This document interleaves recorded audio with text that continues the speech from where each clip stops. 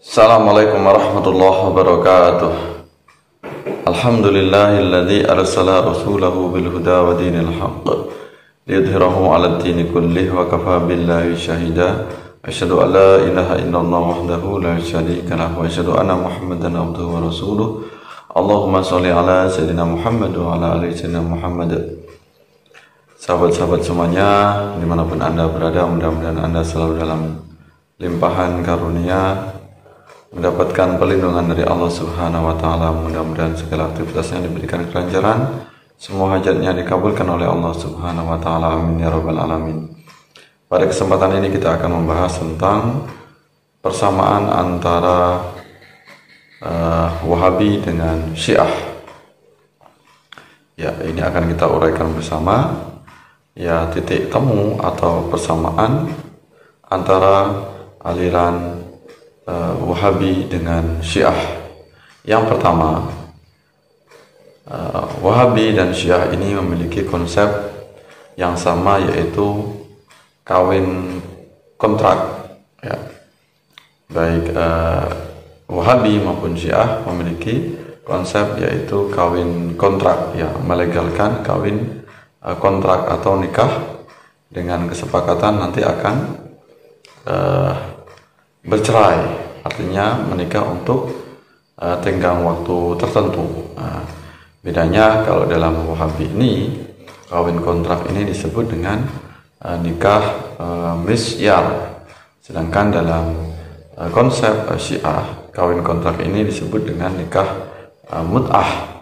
Jadi ini sangat identik sekali, ya, memiliki kemiripan.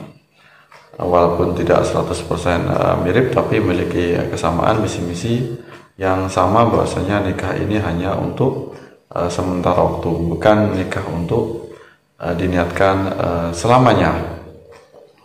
Ya, nikah untuk sementara waktu yang ada kesepakatan di masa nanti akan berakhir sesuai dengan kesepakatan. Jadi ada sistem semacam kontrak atau perjanjian. Nah, ini poin yang pertama. Baik Wahabi maupun Syiah memiliki konsep yaitu kawin kontrak. Kalau dalam ajaran Wahabi ini disebut dengan nikah misyar, sedangkan dalam konsep Syiah ini yaitu nikah mut'ah. Itu yang pertama. Kemudian yang kedua, baik Wahabi maupun Syiah ini memiliki konsep yaitu taqiyah.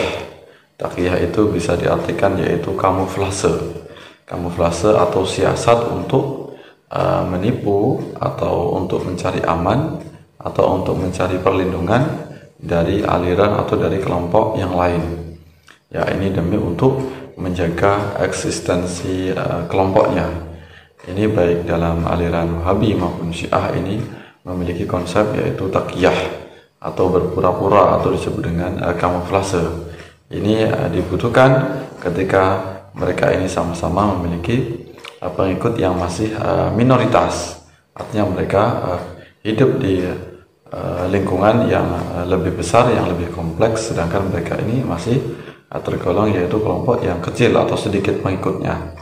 Jadi mereka tidak berani untuk secara terbuka, secara terang-terangan untuk menunjukkan eksistensi atau jati diri mereka yang sebenarnya. Ya, jadi mereka tidak berani untuk menunjukkan kepada kelompok mayoritas bahwasanya mereka ini berbeda.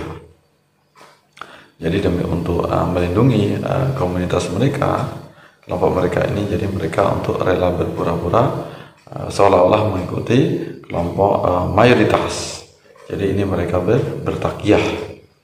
Nah, ini banyak yang terjadi di negara kita, misalnya di Indonesia ini, mereka kelompok Wahabi maupun Syiah ini juga mempraktekkan tentang taqiyah. Nah, ini tapi ada perbedaan taqiyahnya antara Wahabi dengan Syiah. Kalau Wahabi ini bertaqiyah, mereka ini mengaku sebagai Sunni, mengaku sebagai pengikut salaf, ya, mengaku sebagai manhaj salaf, atau mereka mengaku sebagai penegak Al-Quran dan Sunnah. Ini hanya sekedar taqiyah, karena pada dasarnya hakikatnya mereka ini ajarannya sangat bertentangan, sangat kontradiksi dengan Al-Quran dan Sunnah. Mereka mengaku sebagai manhaj salaf atau pengikut salaf, yang kita tahu bahwasanya yang namanya nisbah salaf ini adalah Rasulullah, sahabat, kemudian generasi tabi'in, ya paling tidak mengikuti 4 mazhab, yaitu Syafi'i, Maliki, Hanafi, dan Hambali. Namun yang kita tahu realnya, ini kelompok Salafi Wahabi ini tidak mengikuti ulama salaf, namun mereka mengikuti ulama yang mereka katakan sebagai ulama, ya ini tokoh-tokoh yang lahir belakangan atau disebut dengan khalaf.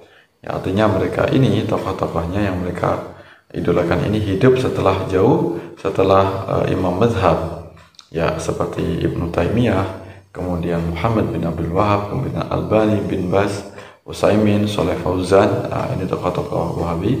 Ini mereka hidup yang sangat terpaut lama antara imam mazhab dengan imam-imam mereka atau idola dari kelompok Salafi Wahabi. Jadi mereka tidak layak disematkan dalam kelompok mereka sebagai pengikut salaf. Kenapa ini mereka memakai itu? Ya, memakai identitas sebagai pengikut salaf ini sebagai kamuflase agar menipu masyarakat awam, terutama anak-anak yang mendadak hijrah, yang barusan hijrah, semangat untuk berhijrah, namun tidak diimbangi dengan pengetahuan agama. Mereka yang bukan latar belakang dari pondok pesantren. Jika yang dari pondok pesantren tentu akan memahami bahwasanya Wahabi ini sangat jauh dari pemahaman ulama salaf. Artinya mereka adalah benar-benar pendatang baru. Nah, ini jadi taqiyah Wahabi ini mengaku sebagai manhaj salaf, kemudian di mana-mana digembar-gemborkan jargon mereka itu adalah kembali kepada Al-Quran dan Sunnah, kembali kepada Al-Quran dan hadis dan sebagainya. Namun itu hanya sekedar kamuflase agar masyarakat awam ini percaya. Walaupun sejatinya pemahaman mereka, fikih mereka, akidah mereka ini sangat kontradiksi dengan Al-Quran dan Sunnah Rasulullah SAW. Nah, sedangkan kelompok Syiah ini bertakiyah, yaitu mereka mengaku sebagai Ahlul Bait Nabi, ya mengaku sebagai keturunan Nabi Muhammad SAW. Ya, mereka yang diidolakan yaitu yang diistimewakan Sayyidina Ali, kemudian Fatimah, kemudian Hasan dan Husain. Nah, ini yang menjadi tokoh sentral yang sangat dikhususkan atau dipuja-puja, bahkan dikultuskan oleh pengikut Syiah. Jadi mereka mengaku sebagai pendukung Ahlul Bait, ya bermazhab Ahlul Bait. Walaupun di balik itu semuanya kelompok Syiah ini sangat mendiskreditkan yaitu para sahabat Nabi, bahkan melakukan permusuhan kepada sahabat Nabi. Ya, sangat membenci Abu Bakar, Umar, dan Utsman. Jadi ini antara Wahabi dengan Syiah ini memiliki kemampuan yaitu berkamuflase. Dan kita tahu di Indonesia ini Wahabi mereka mengaku sebagai manhaj salaf, mengaku sebagai sesama saudara Muslim. Tapi di balik itu semuanya Wahabi ini suka menikam kaum umat Islam, menikam NU, menikam kaum Ahlus Sunnah wal Jamaah dari belakang. Ini betapa liciknya kelompok Salafi Wahabi. Seperti itu mereka masih tidak malu-malu untuk mengaku sebagai pengikut salaf. Syiah tadi mereka sangat membenci Khulafaur Rasyidin, yaitu Abu Bakar, Umar, dan Utsman. Sedangkan Sayyidina Ali ini mereka sangat diagung-agungkan. Bahkan Syiah yang sangat ekstrim ini seperti Rafidah ini, ya mereka sangat mengkultuskan yaitu Sayyidina Ali. Nah ini jadi kemampuan kelompok Wahabi dan Syiah ini mereka bertakiyah mencari perlindungan agar mereka aman, tidak diganggu oleh kelompok yang lain. Nah, ini yang dilakukan saat ini oleh kelompok Wahabi dan Syiah. Tentu akan berbeda cerita kalau seandainya Syiah ini menjadi mayoritas di Indonesia. ya tentu akan memusuhi kaum Sunni, yaitu Ahlussunnah wal Jamaah. Sama halnya dengan Wahabi tadi, mereka minoritas seolah-olah mengaku sebagai sama saudara Muslim. Namun kita tahu ini benar-benar dengan mata kepala kita sendiri melihat bagaimana kelompok Wahabi sangat usil menghujat amaliyah kaum Ahlussunnah wal Jamaah, menghujat amaliyah NU.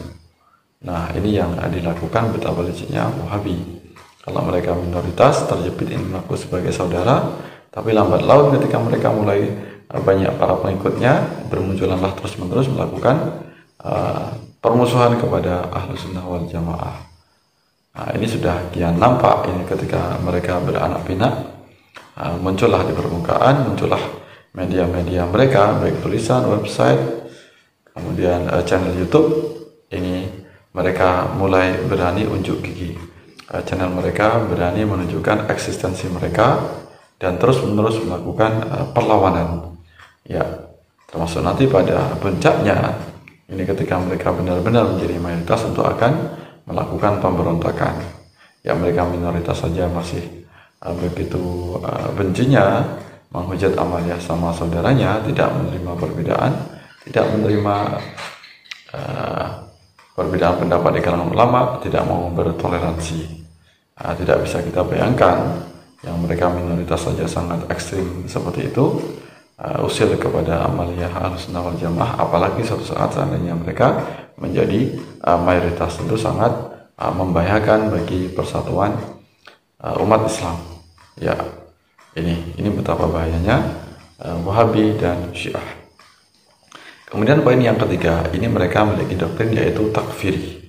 Baik Syiah maupun Wahabi memiliki doktrin takfiri. Walaupun kita juga harus fair bahwasanya dalam tubuh Syiah ini bermacam-macam. Ada yang paling ekstrim seperti Rafidhah yang sangat mengkafirkan, membenci sahabat Rasulullah SAW, membenci Abu Bakar, Umar, dan Utsman. Dan sahabat yang lainnya yang memang bukan zuriyah Rasulullah. Syiah ini mengkafirkan sahabat Nabi. Sedangkan kelompok Wahabi ini suka mengkafirkan, yaitu orang tua Rasulullah SAW, mengkafirkan kedua orang tua Nabi. Jadi memiliki doktrin takfiri. Di antaranya Wahabi ini doktrin yaitu mengkafirkan kedua orang tua Nabi, kemudian juga suka mengkafirkan kaum Ahlussunnah wal Jamaah di luar kelompok mereka.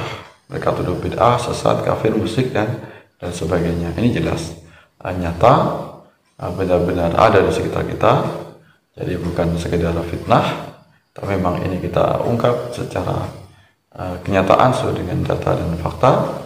Ya, di dalam tubuh Syiah sendiri juga ada yang sangat ekstrim, juga ada yang moderat, yang tidak membenci sahabat Nabi, yang mereka juga memiliki sifat toleransi. Sama halnya dengan Wahabi tadi, juga ada yang Wahabi ekstrim yang suka usil dengan amaliyah Ahlussunnah wal Jamaah, mengkafirkan kedua orang tua Nabi, juga mengkafirkan orang-orang atau umat Islam yang berbeda dengan kelompok mereka.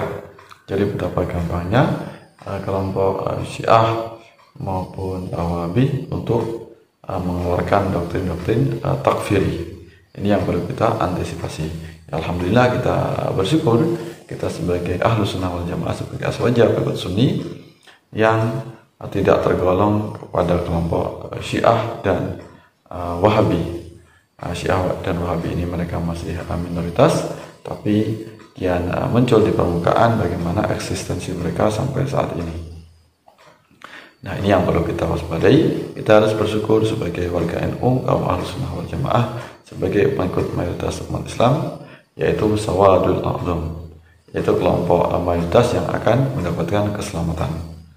Nah, ini mudah-mudahan bermanfaat, membuka wawasan kita tentang bagaimana persamaan antara Wahabi dan Syiah. Terima kasih atas perhatiannya. Sampai bertemu dalam kesempatan yang lain.